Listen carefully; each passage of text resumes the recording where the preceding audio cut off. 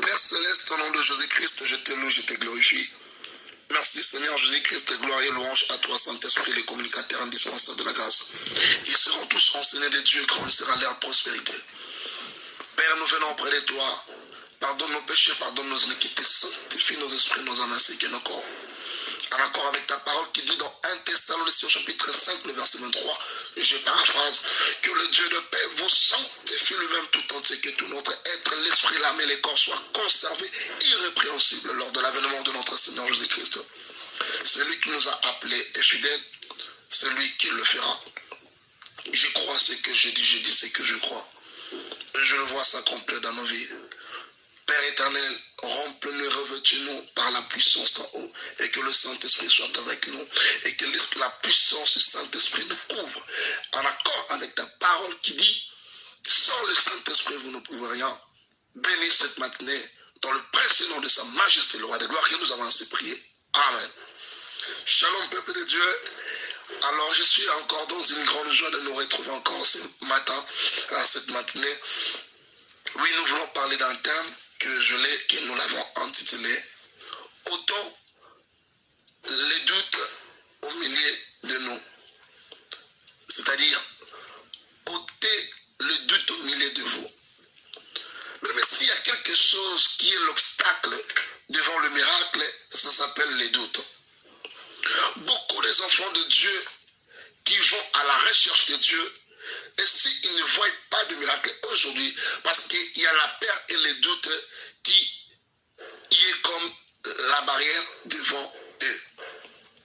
Pourquoi j'insiste sur le doute? Parce que les doutes, par définition, les doutes est un état d'esprit. Les doutes est un état de l'esprit qui est incertain, interrogatif et peut-être le pressentiment, l'impression d'une réalité différente. Il s'oppose à la certitude, notion de ce qui est sûr et qui n'est pas discutable. Je répète, le doute est un état de l'esprit qui est incertain, interrogatif et peut être le pressentiment, l'impression d'une réalité différente. Il s'oppose à la certitude, notion de ce qui est sûr et qui n'est pas discutable. J'aimerais rapidement que nous puissions rapidement lire la référence biblique, puisqu'il ne s'agit pas de la philosophie, mais il s'agit de la vérité qui est la parole du Seigneur.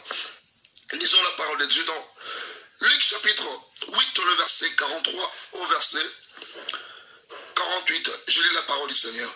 Amen.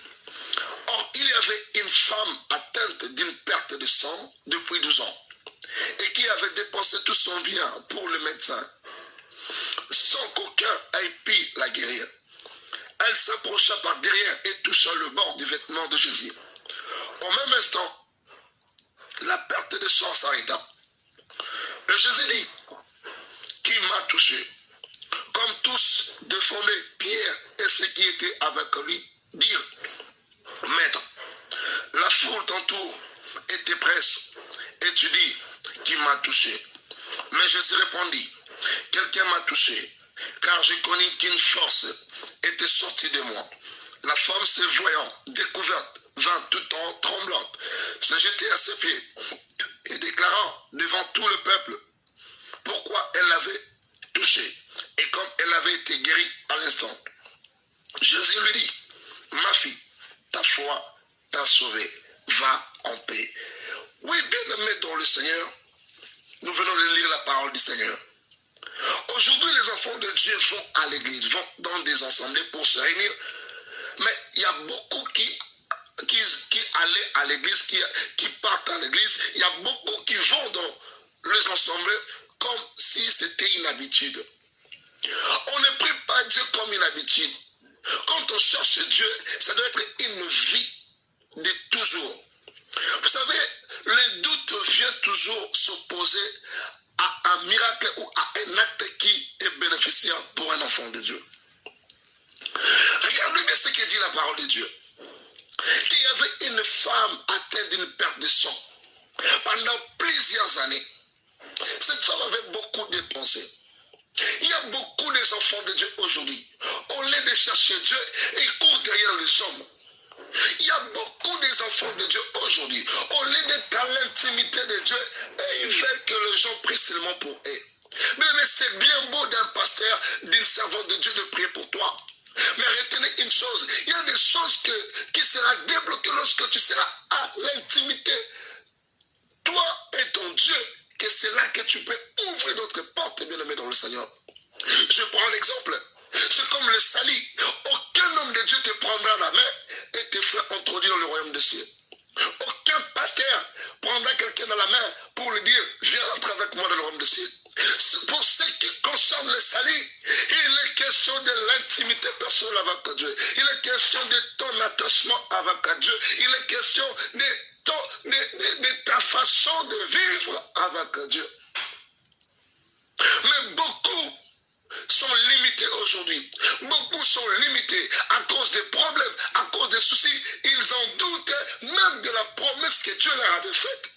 L'Éternel t'avait promis, l'Éternel t'avait dit quelque chose.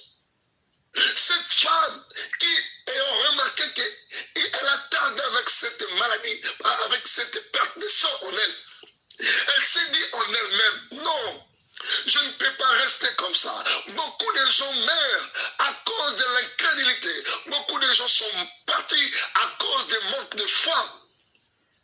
Beaucoup de gens ont perdu de vie à cause de s'attacher aux hommes que de faire confiance à Dieu. Mon frère, ma soeur, même lorsque Dieu a envoyé Moïse pour libérer Israël, retenez une chose, la délivrance vient toujours de Dieu. C'est Dieu qui délivre. Ta délivrance ne viendra pas entre la main de ton père ou de ta mère, mais la délivrance vient de l'Éternel, le Dieu qui a fait le ciel et la terre. La Bible dit, confie-toi à l'Éternel. On commence d'abord à te rappeler, il te faudra d'abord te confier à Dieu. Parce que la Bible dit, confie-toi à l'Éternel. Lorsque tu as confiance à Dieu, c'est là que Dieu va disposer même les gens ou encore ses serviteurs en fait d'être une bénédiction pour toi. Mais toi, tu n'es pas confiant à Dieu. Tu ne crois plus à la promesse de Dieu. Mais tu espères à un miracle. Mais c'est difficile pour toi de vivre un miracle. Celui qui espère au miracle, c'est quelqu'un qui a banni les doutes en lui ou en elle. Cette femme, elle s'est dit que j'ai beaucoup dépensé. Cette fois-ci, cet homme, je ne le laisse pas passer. Je dis à quelqu'un, il est allé toucher l'habit de Jésus. Mais laissez-moi vous révéler une chose. Jésus a demandé, qui m'a touché? Le disciple a regardé, il dit, maître, mais il y a toute une foule qui te presse, mais tu me demandes qui t'a touché. Il dit oui, car je sentis en moi une force qui est sortie. Je dis à quelqu'un qu'en ce moment-là, Jésus venant de comprendre qu'il venait de libérer une promesse qui avait dit qu'il était venu pour libérer les captifs, pour guérir les malades. En ce moment-là, j'aimerais dire à quelqu'un, lorsque tu es à l'intimité avec Dieu, c'est-à-dire la femme a touché l'habit et une force est sortie. C'est-à-dire, ce n'est pas l'habit, mais c'est la personne qui était habillée à cet habit. Je répète encore, ce n'est pas seulement l'habit, mais la force est sortie de la personne qui était revêtue de cette robe. Je dis à quelqu'un, la solution de cette femme était assise dans la personne de Jésus. Une fois que la femme était allée toucher l'habit de Jésus, il avait provoqué la guérison à Jésus. Je dis à quelqu'un, les gens peuvent douter de toi, mais lorsqu'ils vont expérimenter qu'il y a la grâce de Dieu en toi, ils verront Dieu en toi. Beaucoup de gens limitent même leurs membres de la famille. Vous avez quelqu'un de la famille que Dieu commence à utiliser. Ah, lui, il ne va pas prier pour moi. Bien aimé, en matière de la prière, Dieu peut aller chasser quelqu'un que tu ne connais pas. Le plus important, il veut seulement opérer. Parce que la Bible dit, si l'Éternel s'est servi du bâton de Moïse pour manifester sa gloire, à combien plus fort, lui qui aujourd'hui, il a accepté de vivre à l'intérieur de l'homme. Je dis à quelqu'un, tu es plus que l'Ancien Testament. Puisque Dieu dans l'Ancien Testament, il n'est pas assis dans l'homme, mais dans le Nouveau Testament, Dieu a trouvé sa demeure dans l'homme. Je dis à quelqu'un, le Saint-Esprit te conduira vers le merveille de l'Éternel.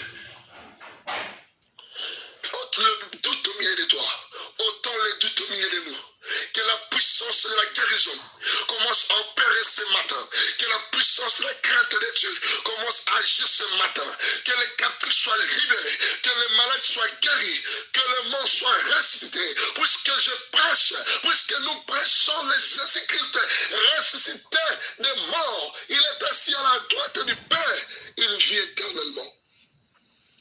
Je prie que Jésus-Christ, je prie que le Saint-Esprit, le témoin de la création, nous conduit vers le Père au nom de Jésus.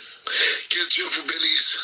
C'était là votre humble frère, l'apôtre Jonathan Mukendi de la République démocratique du Congo. Bien-aimé dans le Seigneur, tu veux vivre le miracle. Il faut ôter les doutes au milieu de toi et le Seigneur te bénira. Shalom.